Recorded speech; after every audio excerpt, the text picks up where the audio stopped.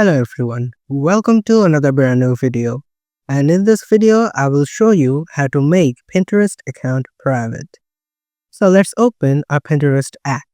Now to make your Pinterest account private, you have to simply go to your profile and then tap on your profile icon on the top left corner. Here, you will see multiple options. Click on Profile Visibility, and here you will see two options. The second option is Search Privacy.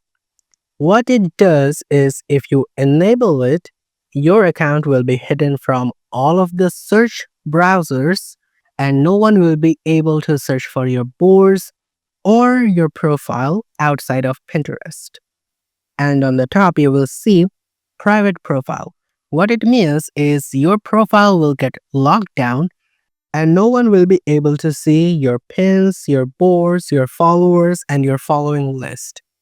And if anyone chooses to follow you, it will go through an approval process from you. So after you approve the request to follow you, they'll be able to see these options.